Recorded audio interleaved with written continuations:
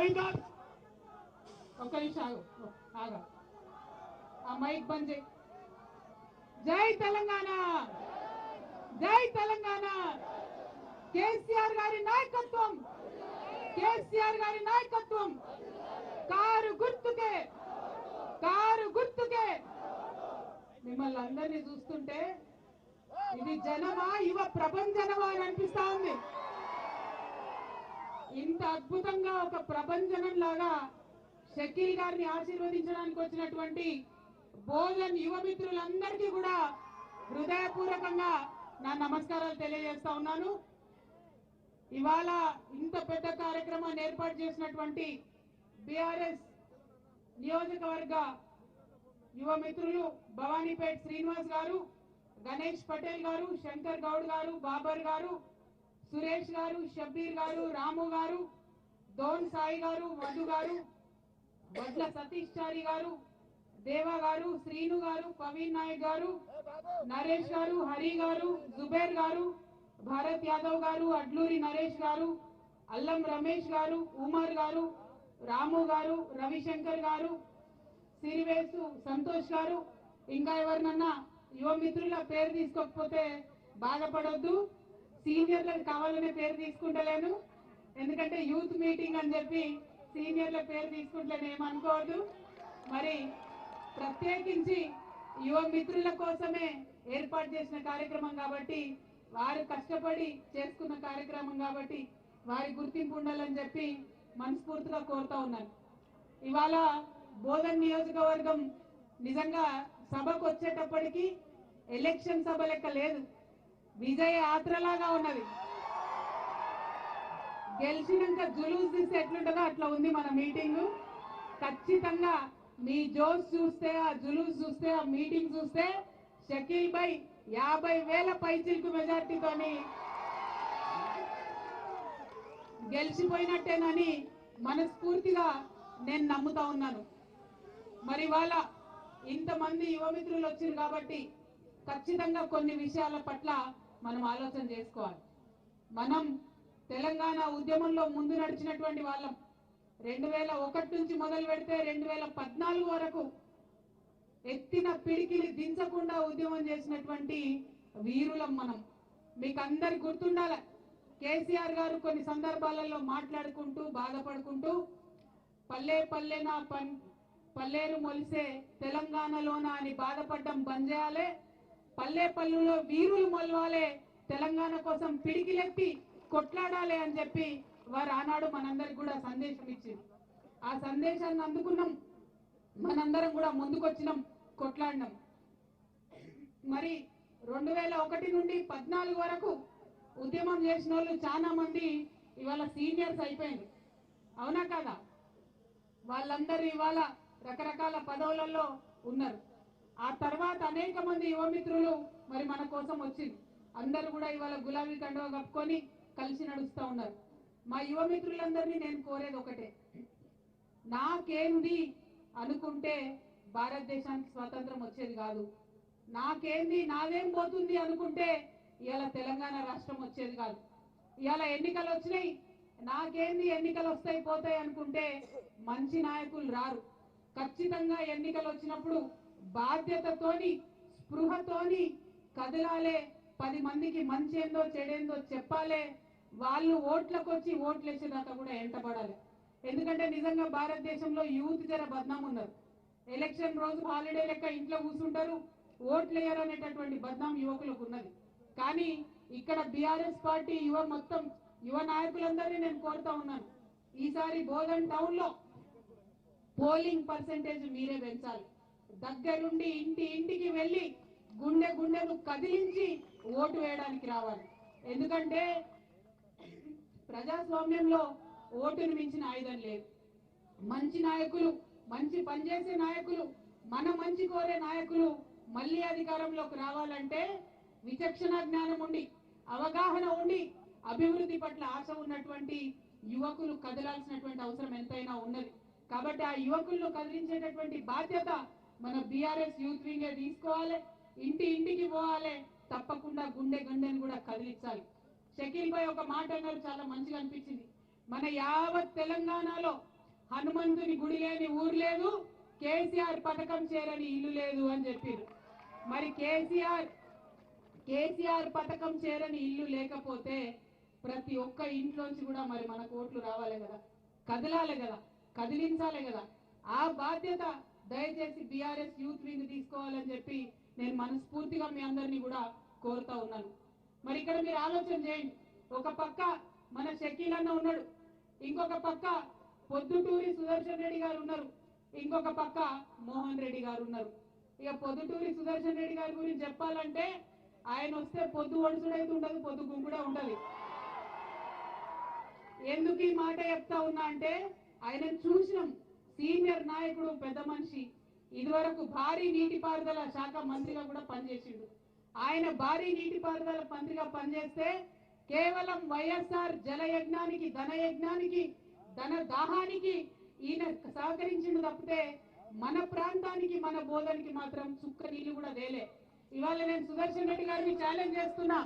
సుదర్శన్ రెడ్డి గారు, మీ సొంత ఊరు సిర్నపల్లిలో ఉన్నటువంటి మీ గోన్ చెరువుకి, మన గోన్ చెరువుకి మా షకీల్ అన్న 53 లక్షల రూపాయలు తీసుకొచ్చి రిపేర్ చేసిండు తప్పితే మీరు రూపాయి తీసుకురాలే. మీరు భారీ నీటిపారుదల శాఖ మంత్రి ఉండి బోధనకి వేసిందేం లేదు, సిర్నపల్లికి వేసిందేం లేదని ఈ సందర్భంగా చెప్తా ఉన్నాను.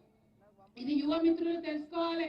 మోకన్పల్లి నుంచి ఇంకొక అభ్యర్థి ఉన్నాడు మనకు, మోహన్ రెడ్డి గారు. నిన్న మొన్నటి దాకా షకీల్ అన్న వెంటనే ఉండే, సడన్ గేమ్ అయింది ఆయనకు, బీజేపీలకు పోయిండు, టికెట్ తెచ్చుకున్నాడు. మరి ఇక ఆయన ఊర్లో 2 చెరువులు ఉన్నాయి, మొగుళ్ళ చెరువు ఉంది, గొర్రెగుండ చెరువు ఉంది.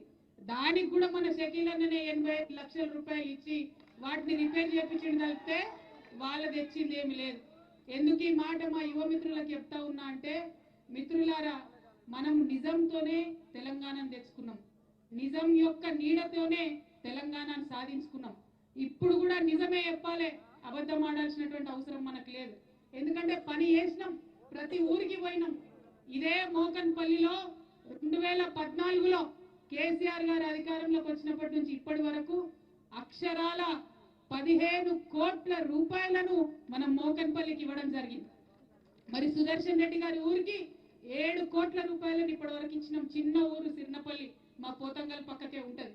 నేను ఎందుకు ఈ మాట చెప్తా ఉన్నా అంటే, ఇలా చాలా మంది మాట్లాడతారు, కానీ తెలంగాణ కోసం కొట్లాడినప్పుడు మనం 3 విషయాలు చెప్పినాం: నీళ్లు, నిధులు, నియామకాలు. ఇవాళ ఇక్కడ ఉన్న యూత్ అందరి దగ్గర సెల్ ఫోన్లు ఉన్నాయి, మీ అందరికీ గూగుల్ ఉన్నది, అందరికీ ఫేస్బుక్ ఉన్నది. ఒక్కసారి ఆలోచన చేయండి, ఒక్కొక్క ఊరికి పోండి, మీ ఊరికి నీళ్ళు వచ్చినాయా రాలేదా, ఇంటింటికి నల్లాలు వచ్చినాయా రాలేదా, మీ చెరువులు రిపేర్ అయినాయా కాలేదా. మరి మీకు తల్లి ఉంటది, మీ మాతృమూర్తియో, మీ అక్కనో, మీ చెల్లెనో, మీ అత్తమ్మనో ఎవరో ఒకరికి బీడీ పెన్షన్ వచ్చిందా రాలేదా. మీకు అవ్వ ఉంటది, తాత ఉంటాడు, ఆసరా పెన్షన్ వచ్చిందా రాలేదా. రైతు బంధు, ఊర్లో ఉన్న ప్రతి రైతు ఇంటికి వెళ్ళి చూడండి యువ మిత్రులారా, రైతు బంధు రాని ఇల్లు ఉన్నదా, రైతు బీమా రాని ఇల్లు ఉన్నదా, ఒక్కసారి ఆలోచన చేయండి. ఎందుకు ఈ మాట చెప్తున్నా అంటే, నీళ్లు, నిధులు అని మనం కొట్లాడితే అవి తెచ్చుకున్నాం ఇవాళ. మరి ఆనాడు కొట్లాడినాం, నరాలు చిట్లిపోయేటట్టు పిడికిలెత్తి కొట్లాడినాం, బలిదానాలు చేసినాం, తెలంగాణ తెచ్చుకున్నాం. తెచ్చుకున్న తెలంగాణలో మరి జరుగుతున్నటువంటి మంచిని కూడా అదే ఉద్యమ స్ఫూర్తితో దయచేసి చెప్పాలని ఇవాళ మా యువ మిత్రులందరినీ కూడా నేను కోరుతా ఉన్నాను. ఇక నియామకాల గురించి రోజు ఒక మాట మాట్లాడుతుండు. ఒక పక్క రేట్ ఎంత రెడ్డి అని ఉంటాడు ఆయన, రేవంత్ రెడ్డి, ఆయన కాంగ్రెస్ ఆయన మాట్లాడుతుండు మనం ఉద్యోగాలు ఇస్తలేమట. 2004 నుంచి 14 వరకు ఇదే కాంగ్రెస్ వాళ్ళు ఉన్నారు. అప్పుడు ఉమ్మడి ఆంధ్రప్రదేశ్ లో వాళ్ళు ఇచ్చిన ఉద్యోగాలు ఎన్ని అంటే 24,000.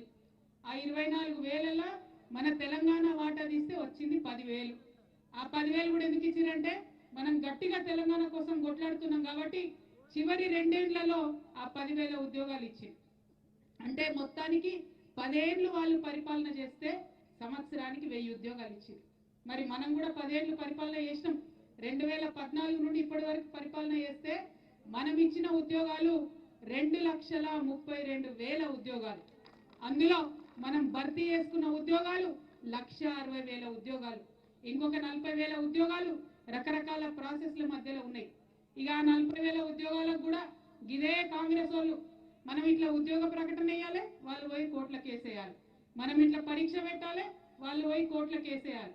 మనం ఇట్లా రిజల్ట్ ఇవ్వాలి, వాళ్ళు పోయి కోట్ల కేసేయాలి.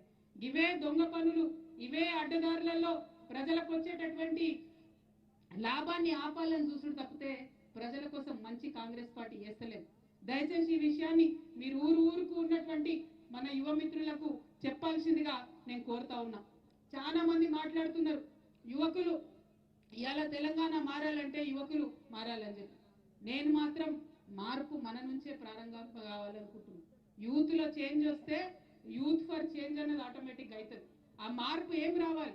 రావాల్సింది ఒకటే, మనం చేసిన పని తెలుసుకోవాలి, అర్థం చేసుకోవాలి, కరెక్ట్ ఇన్ఫర్మేషన్ తీసుకోవాలి, ఒక 10 మందికి చెప్పాలి. అప్పుడే మనం మరి షకీల్ అన్న గెలుపులో కీలకమైనటువంటి భాగస్వామ్యం అవుతామని చెప్పి మీ అందరికీ కూడా నేను తెలియజేస్తా ఉన్నా. మరి ఇక్కడ అనేక మంది మనం యువమిత్రులు ఉన్నారు, ఎంతో మంది మైనారిటీ సోదరులు ఉన్నారు. बहुत कोशिश करेंगे, अलग अलग तरीके के कोशिश करेंगे, आपको गुमराह करने की कोशिश करेंगे, पैसे वैसे देने की कोशिश करेंगे. एक बात याद रखो, जब तेलंगाना का मुहिम हमने शुरू किया था या अब, जब भी पैसों के ऊपर हम निर्भर नहीं हुए थे. पैसा अंटे गांधी था तो मुझे एक ही बात बोलना है, आपसे एक ही बात कहना है, जेब में गांधी हो ना हो, दिल में तो आंधी जरूर होना है. और అంత దమ్ము మన గుండెలలో ఉంటే ఎవరు ఎంత కోటీశ్వర్లు వచ్చినా ఎవరు వచ్చినా ఎదుర్కొంటాం, షకీల్ భాయ్ని గెలిపించుకుంటాం. ఎందుకంటే షకీల్ आमिर के साथ के अमीरी है, नाम में अमीरी है, दिल में भी अमीरी है, और जरूर इनके जो अच्छे कारनामे हैं उसके वजह से हम जीत के जरूर बाहर आएंगे. అయితే ఇక్కడ ఇంకొక విషయం కూడా మనం ఆలోచన చేయాలి, చాలా మంది చాలా మాటలు మాట్లాడుతారు. కేసీఆర్ ఏం చేసిండు, కేసీఆర్ ఏం చేసిండు, కేసీఆర్ ఇట్లున్నాడు, కేసీఆర్ అట్లున్నాడు. ఒక్క మాట ఆలోచించండి, ఎవరన్నా కేసీఆర్ని అడిగిండా రైతు బంధు ఇమ్మని? ఎవరన్నా కేసీఆర్ను బీడీ పింఛన్ ఇమ్మని అడిగిండా? బోధకాళ్ళకి పింఛన్ ఇమ్మని అడిగిండా? డయాలసిస్ వాళ్ళకి పింఛన్ ఇమ్మని అడిగిండా? ఆడపిల్లలు కళ్యాణ లక్ష్మి పైసలు ఇమ్మని అడిగిండ్రా? షాదీ ముబారక్ పైసలు ఇమ్మని అడిగిండ్రా? కడుపుతోనే ఆడబిడ్డ ఉంటే ఇంటికి వచ్చి ఆశా వర్కర్ అంబులెన్స్ లో ఎక్కించుకొని దవాఖానకు తీసుకుపోమని ఎవరన్నా అడిగిండ్రా? మన కర్మం గాలి గవర్నమెంట్ హాస్పిటల్ ఎవరైనా చచ్చిపోతే వాళ్ళ కోసం ప్రత్యేకమైన అంబులెన్స్ పెట్టి ఇంటి దాకా దిగబెట్టమని అడిగిండ్రా ఎవరన్నా? ఎందుకు చేసిండి ఈ పనులను? ఎందుకంటే ఆయన ప్రేమ, తెలంగాణ అంటే ప్రేమ. నేను ఒకటే మాట చెప్తా, కేసీఆర్ గారి మనసు మహాసముద్రం, ఆలోచన ఆకాశం అంతా. అందుకే కేసీఆర్ ను ఓడగొట్టాలంటే ఇంకో కేసీఆర్ పుట్టాలి తప్పితే ఇంకొకరితో కాదు. ఆ మాట అది అయ్యే పని కాదు. ఈ గడ్డ మీద కేసీఆర్ ను గెలవాలంటే మరొక కేసీఆర్ పుట్టి రావాలి తప్ప ఇంకోటి కాదు. అందుకే ఈ బోధన్ గడ్డ నా సొంత గడ్డ. నేను ఈ బోధన్ కోడలుగా చెప్తా ఉన్నా, మూడోసారి కూడా ఖచ్చితంగా మళ్ళీ గులాబీ జెండానే తెలంగాణలో ఎగురుతుంది. ఎందుకంటే మనకు వ్యతిరేకంగా మాట్లాడే పార్టీలు మస్తున్నాయి, కానీ అదే కాంగ్రెస్ వాళ్ళని చూస్తే మీరు వాళ్ళు కొట్టుకొని సావడానికే టైం లేదు తప్పితే వాళ్ళు ప్రజల గురించి ఆలోచించే ఉద్దేశంలో లేరు. కాబట్టి వాళ్ళ ముచ్చట, వాళ్ళ కొట్లాట, వాళ్ళ లొల్లి తప్పితే ప్రజల గురించి ఆలోచించరు. ఇదే రేవంత్ రెడ్డి నిన్న మొన్న మాట్లాడుకుంటే ఏమంటాడు, ఉస్మానియా విద్యార్థులట అడ్డ మీద కూలీలట, రైతు బంధువులకు మనం బిచ్చం వేస్తున్నామట.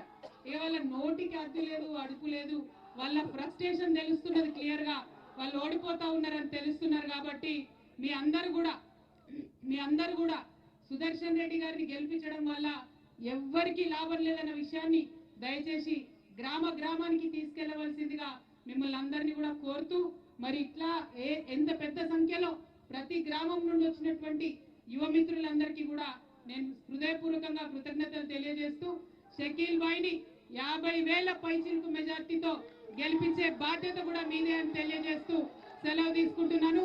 Thank you. జై తెలంగాణ, జై తెలంగాణ. కారు గుర్తుకే జై తెలంగాణ.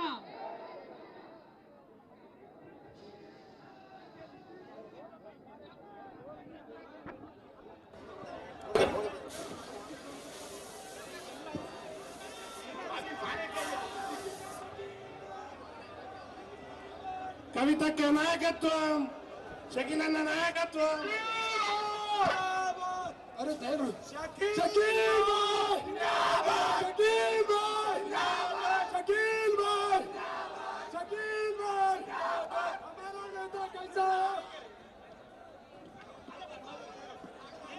షకీల్ భాయ్